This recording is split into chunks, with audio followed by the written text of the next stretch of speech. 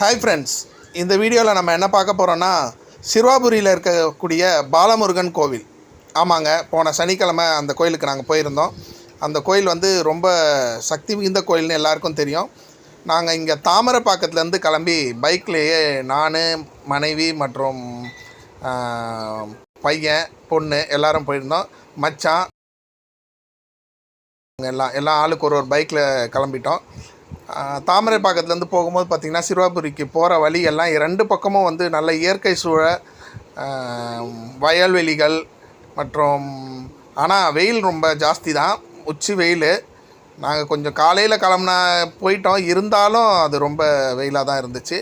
So நாங்கள் சரியாக வந்து போகிற வழியில் பார்த்திங்கன்னா பெரிய பாளையமும் இருக்குது. இப்போ பார்த்திங்கன்னா இங்கே வரப்போகிறது வந்து பார்த்திங்கன்னா பெரியபாளையத்தோட பஸ் ஸ்டாண்டு. இந்த பெரியபாளையம் பஸ் ஸ்டாண்டுக்கு அடுத்தது ஒரு குட்டி ஜங்ஷன் வரும். இதுதான் பார்த்திங்கன்னா பெரியபாளையம் பஸ் ஸ்டாண்டு. அடுத்ததாக ஒரு குட்டி ஜங்ஷன். அந்த குட்டி ஜங்ஷனில் பார்த்திங்கன்னா நம்ம லெஃப்ட் சைட் திரும்பினோம் அப்படின்னா உங்களுக்கு இந்த இடத்துல தான் வந்து பெரியபாளையம் அந்த பிரிட்ஜ் ஒன்று இருக்கும். அது தாண்டினோடனே பெரியபாளையம் கோயில் ரைட் சைடில்.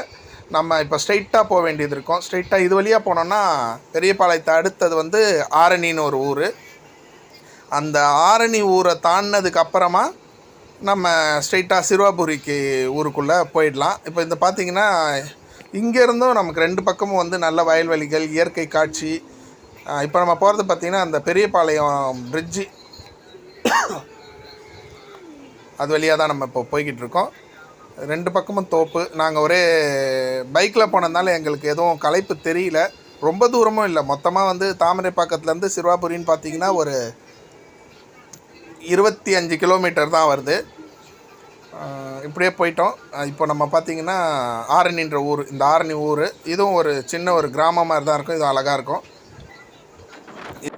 சிறுவாபுரோட என்ட்ரி ஆரணியிலேருந்து பார்த்திங்கன்னா போர்டு இருக்கு இல்லையா.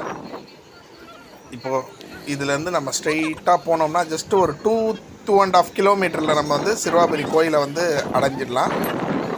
சென்னையிலேருந்து வரணும்னு நினைக்கிறவங்க வந்து ரெண்டு வழியாக வரலாம். ஒன்று இந்த மாதிரி தாமரைப்பாக்கம் வழியாகவும் வரலாம், இல்லைனா வந்து சென்னை கோயம்பேடு வழியாகவும் வந்திங்கன்னா ரெட்டில்ஸுக்கு அப்புறமா சிறுவாபுரி. ரெட்டில்ஸ்லேருந்து ஷேர் ஆட்டோஸ்லாம் இருக்குது, பஸ்ஸும் இருக்குது.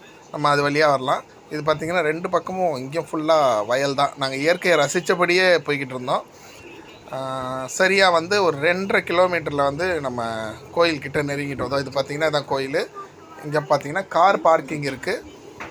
ஸோ காரை இங்கே நம்ம நிறுத்திடலாம். பெய்டு பார்க்கிங்கும் இருக்குது, ஃப்ரீ பார்க்கிங்கும் இருக்குது.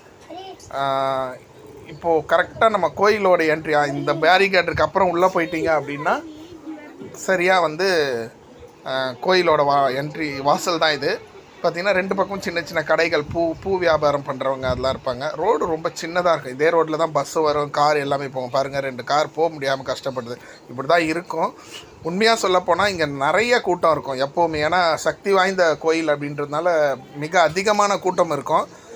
நாங்கள் போன இந்த சனிக்கிழமை பார்த்திங்கன்னா ரொம்ப ரொம்ப ரொம்ப ரொம்ப கம்மியான கூட்டமே இல்லைன்னு சொல்லலாம். உண்மையாக சொல்ல போனால் இதான் அந்த கோயில், சிறுவாபுரி கோயில்.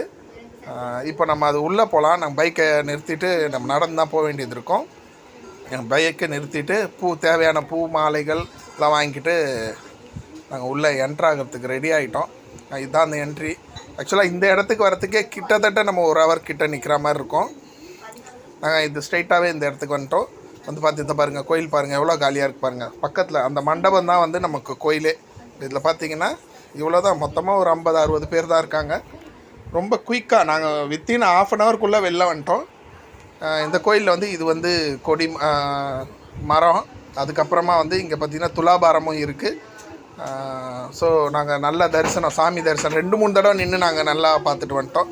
வெளியில் வந்ததுக்கப்புறமா கொரிக்களிக்காய் விற்றுட்டு இருந்தாங்க. ரொம்ப நாள் ஆசை, வாங்கி சாப்பிட்டுட்டு நிறையா வயல்வெளியில் இறங்கி எங்களால் முடிஞ்ச அளவுக்கு ஃபோட்டோ எடுத்துக்கிட்டு நாங்கள் இயற்கையை என்ஜாய் பண்ணிவிட்டு வந்தோம். உங்களுக்கும் இதே மாதிரி போனோம் அப்படின்னா நீங்கள் பைக்கு இல்லை காரில் எடுத்துகிட்டு போகலாம்.